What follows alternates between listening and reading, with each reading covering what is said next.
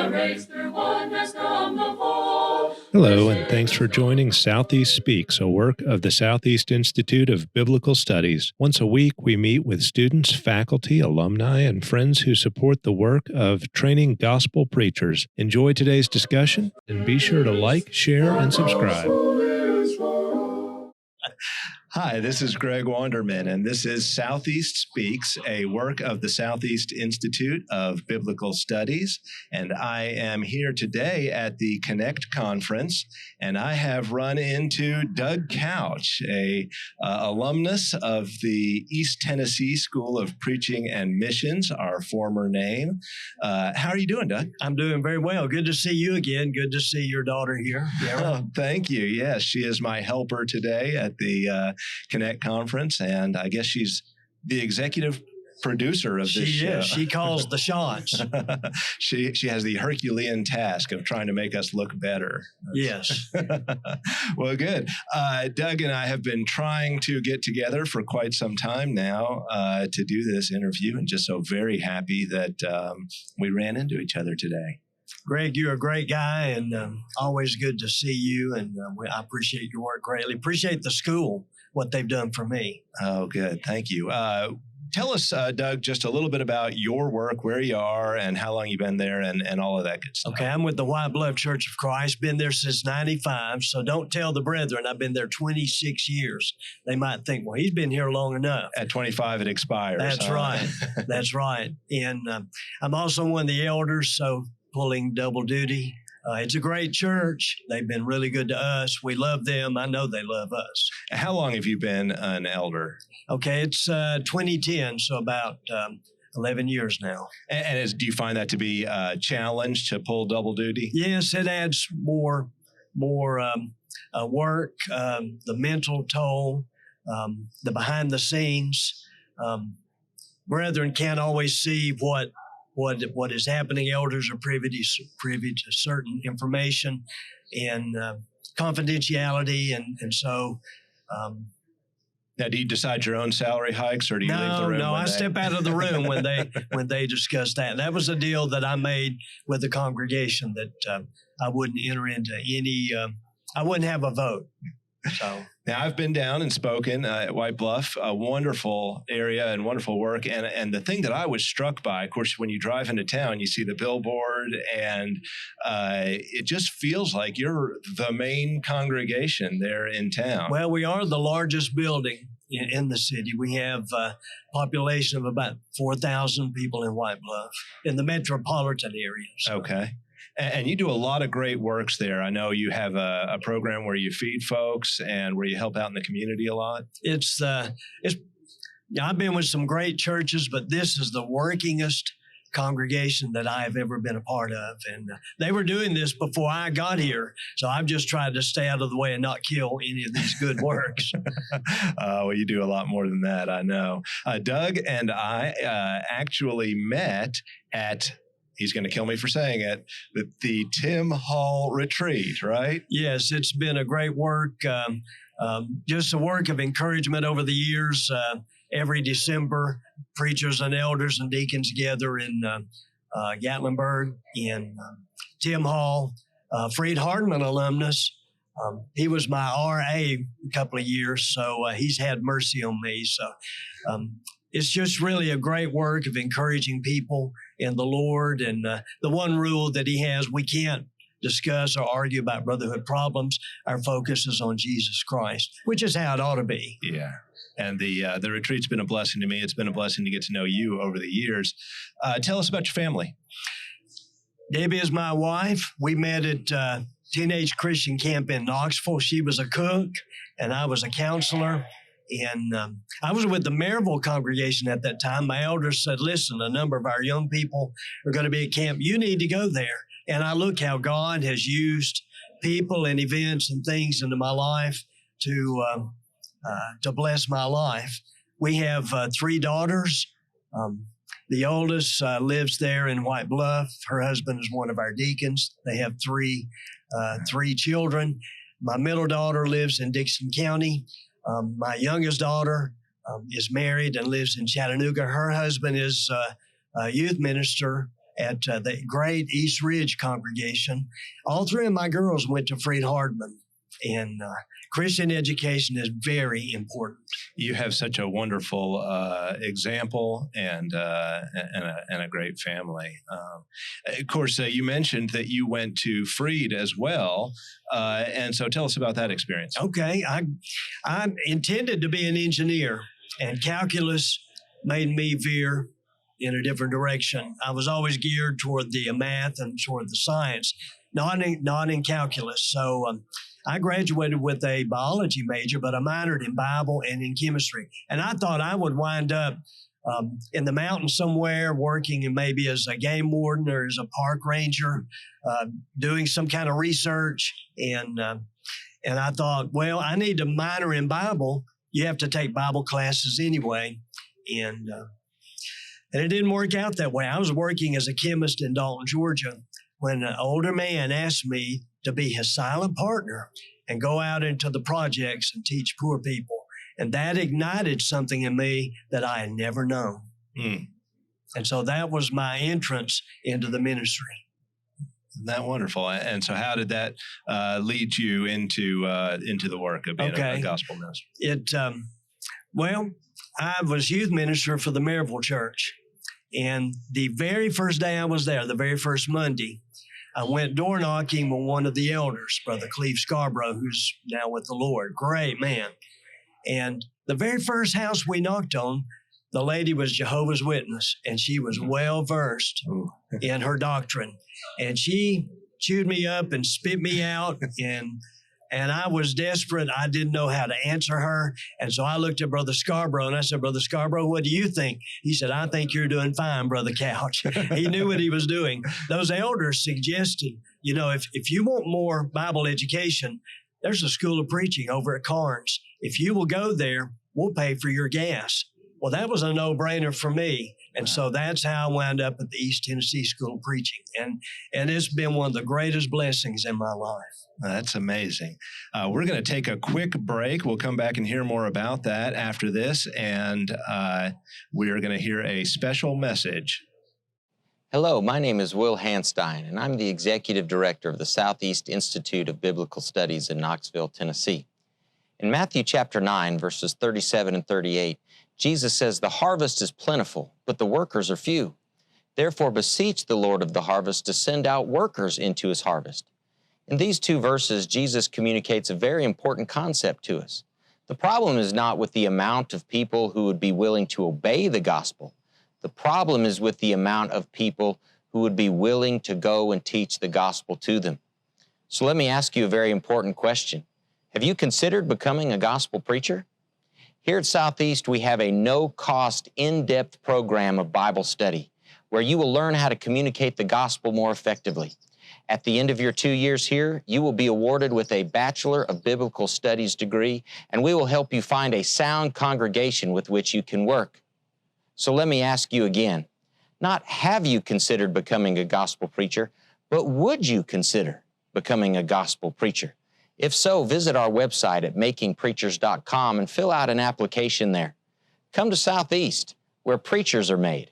And we're back with Doug Couch, the minister at the White Bluff Church of Christ in White Bluff, Tennessee, an alumnus of the East Tennessee School of Preaching and Missions.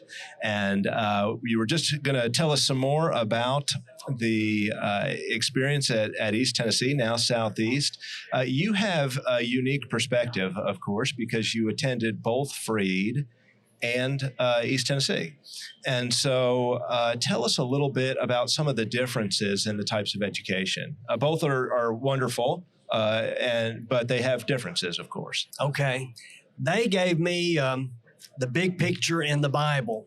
They helped me to think about my relationship with God. When I took the course in the Godhead, I had never before understood that Jesus Christ is deity.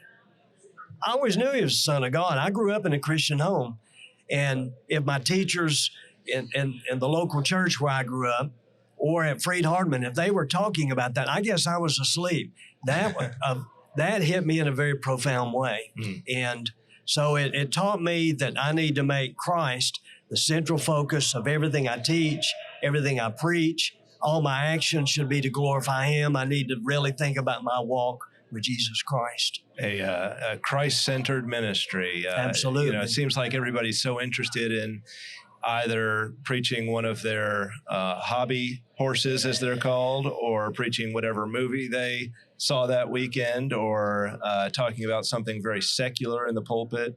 But really bringing people to Christ is what we're all about. It's not just your intellect, it's about your heart, and it's about bringing everything in subjection to our Lord. That's great.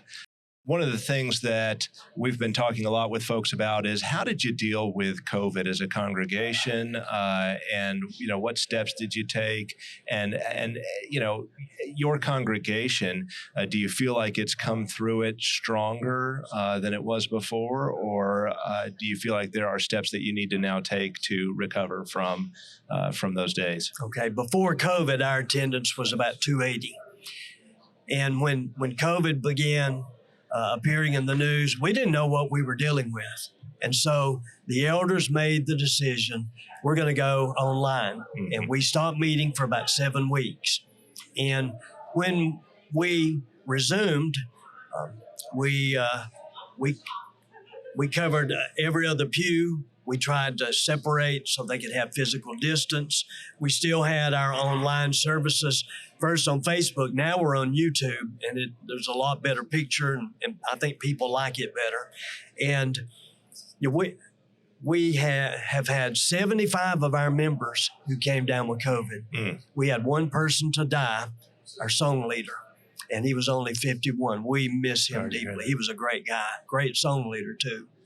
And so our attendance has been gradually inching up. People are getting more confident about being out. We tried to take into account our elderly people, those who are the most vulnerable. And so, but people are tired of being under house arrest, and they're ready to break out. And I see signs of that just everywhere. St. Louis, a couple of weeks ago, they're ready to go. And so it's not just in White Bluff and in Middle Tennessee. I think it's everywhere. And this is a good example. At our lectureship this year, we still couldn't have the meal. We still couldn't do some things. We wore masks and some things like that. But, here just a few weeks later, really, at this Connect conference here in Nashville at Creve Hall, there are no masks effectively. I think I saw 1 or 2 people in all of the gathering, well over 1,000 people at the singing last night. And so it does seem like people are getting vaccinated and they're ready to move on. Our prayer was that God would take COVID and He would glorify Himself with it. Little anecdote. When we were online, there was a man who was not a Christian, and he became very interested in watching our services with his wife. Because she wasn't coming. He said, "Can I watch this with you?" And so he began watching our services. After about a month, he told his wife, "Will you call Doug? I need to meet with him." He obeyed the gospel. God used COVID to instill within this man a fear of eternity, to think about the brevity of life. And he is now a Christian because of COVID. And I'm hearing reports like that everywhere. So turning our attention to Southeast now as it exists today, what's your impression of the school? Maybe some of the changes over the years. How do you think we're doing today? My experience at Freed-Hardeman, at MTSU, at Cleveland State Community College, the educational experiences that I had there were extremely valuable to me. And so what I received at the East Tennessee School of Preaching was not in any way, in fact, it was equal to anything I'd had anywhere else. And so I feel a great responsibility in trying to pass that on to others. Freely others gave to me, and now freely I need to give to others. And so the School of Preaching, Southeast is doing a great work of preparing men. The schools of preaching are wired toward the practical aspect of ministry. And they are opportunities for hands-on experiences, taking men on campaigns, door-knocking campaigns, talking to people about Jesus Christ. And that is so important when you get in a local ministry. Our job is to help men and women fall in love with Jesus. And Southeast does that. If you had a young man at your congregation and he was considering becoming a preacher, I assume that you would, but why would you specifically? Why would you encourage him to go to a school of preaching like Southeast specifically? And why would you tell him that that's an avenue that he should pursue? Okay, number one, because of the academic level of instruction you're going to receive. Number two, because of the practical opportunities you have to take what you have learned and put it into practice. Number three, the debt. Debt is a major issue with education. And at Southeast, other people have freely contributed toward that work of educating young men to be able to preach and to be able to have a quality education with hardly any debt whatsoever is just a wonderful plus for ministry. You know, so many people who have come by the booth here over the last few days, we talk about, and it's of course on our literature, and we talk about it, we tell people, but they just cannot seem to believe that we are tuition free, that we, at Southeast, we give people a 2-year Bachelor of Biblical Studies is what they walk away with when they graduate, and they have no debt. And not being saddled with that going into their first work, unlike, of course, some of the incredible debt you walk away with from the universities today, and maybe not even having a great placement system or a job when you get done with all of that, whereas our graduates almost always go directly into the job that suits them best. Yeah, being in ministry has permitted me to always remain a student. I'm extremely curious about the world, about the Bible. A couple of days ago, I even learned something from the baptism of Jesus that I never noticed before. There's a fresh delight every time you open the book. And so Southeast does a great job of instilling those foundational principles so that you can take that foundation and you can continue to learn and grow. And I encourage young men who go into the ministry, always be a student. If there's a school nearby where you can receive other levels of education, you want to be well-rounded. You want to have a wide variety of educational experiences. You want to be an expert in a handful of areas. You want to be of service, not just to the local congregation. You want to contribute toward the brotherhood at large. And Southeast gives you the skills to be able to do that.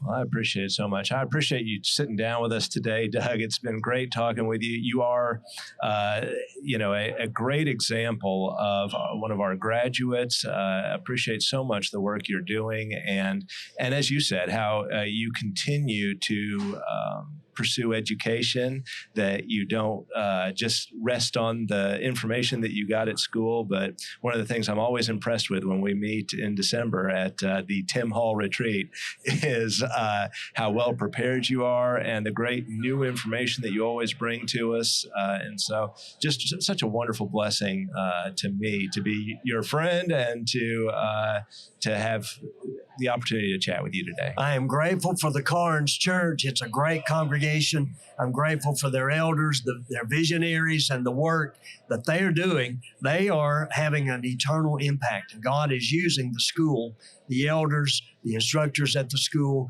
to touch and reach people that eternity is going to be one of our joys, where we get to connect the dots, how God was bringing all these things together. 50 years this year we're celebrating, and unless the Lord returns, we look forward to another 50 and beyond. There you go.